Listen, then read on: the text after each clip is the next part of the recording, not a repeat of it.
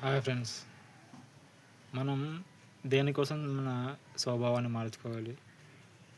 మన స్వభావాన్ని మార్చుకోలేకపోతే మనం సర్వైవ్ అవ్వలేమా? అవ్వకపోతే వచ్చే నష్టం ఏంటి? దీని గురించి ఈరోజు కొంచెం నేను మాట్లాడతాను.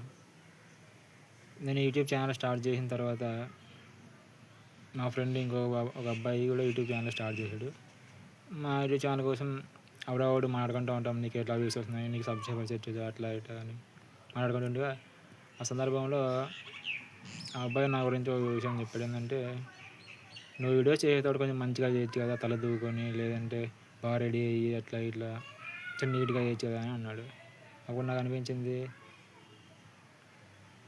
నీట్గా రెడీ అవ్వడం, లేదంటే నీట్గా తల దూకోవడం, కాస్మెటిక్స్ అన్నీ వాడడం అనేది నా స్వభావం కాదు. నా స్వభావం అనేది మామూలుగా ఎట్లా పడితే అట్లా ఉండడమే నా స్వభావం.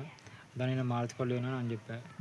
దానికి అబ్బాయి అన్నాడు, ఇలా అయితే నీ రెప్యుటేషన్ తగ్గిపోతుంది, నీకు వ్యూస్ రావు, నీకేమి ఛానల్కి అసలు ఎవడు చూడు అన్నాడు. నేను దానికి ఏమన్నా అంటే అయినా పర్లేదు, ఎవడు చూడిపోయినా పర్లేదు, ఒక వ్యూ రాకపోయినా పర్లేదు, నేనైతే నా స్వభావం అనేది నేను మార్చుకోలేను. దాని గురించి కొంచెం చాలా సేపు డిస్కస్. ఎందుకో మళ్ళీ నాకు ఇట్లా సింపల్గా ఉండడం, ఇలా డర్టీగా ఉండడం, ఇలా అగ్లీగా ఉండడమే నా స్వభావం. అలా తయారైంది. మళ్ళీ నేనేం చేయగలను? నేను మార్చుకోవాలని చాలాసార్లు ట్రై చేశాను. బాగా నీట్గా తలదూకోవడం, లేదంటే ముఖాన్ని అట్లా ఇట్లా నీట్గా పెట్టుకోవడం, మంచిగా సేవ్ చేసుకోవడం, ఇట్లా కొన్నిసార్లు ప్రయత్నించాను. కానీ గట్టిగా ప్రయత్నించినా మహా అంటే వారం 10 రోజులు అలా ఉండగలిగేవాడిని.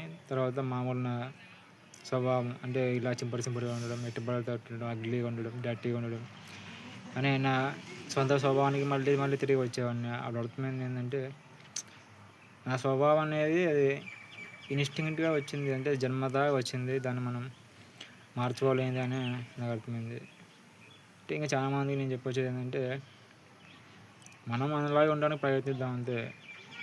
స్వభావం వేరు, అలవాట్లు వేరు. అలవాట్లను అయితే మార్చుకోవచ్చు, అలవాట్లను అయితే తీసివేసుకోవచ్చు. అలవాట్లను అయితే మనం ఏదో విధంగా చేసి ఏదో తిప్పులు పడి వదిలించుకోవచ్చు. కానీ స్వభావం అనేది జన్మదా వచ్చి ఉంటుంది. ఆ స్వభావాన్ని మార్చుకోవడం మన వల్ల కానే కాదు. అది అలాగే ఉండనివ్వండి అంతే. దానివల్ల వచ్చే నష్టం ఉంది. ఆ స్వభావాన్ని మార్చుకోతే మన దగ్గర ఎవరు రావడం, మనకు వ్యూస్ రావు, మన యూట్యూబ్ ఛానల్ గ్రో అవ్వదు, అది అవ్వదు ఇదంటే అవ్వకపోని ఏమైంది. కానీ మన స్వభావాన్ని మాత్రం లాస్ అవ్వకూడదని నేను గట్టిగా ఫిక్స్ అయిపోయాను.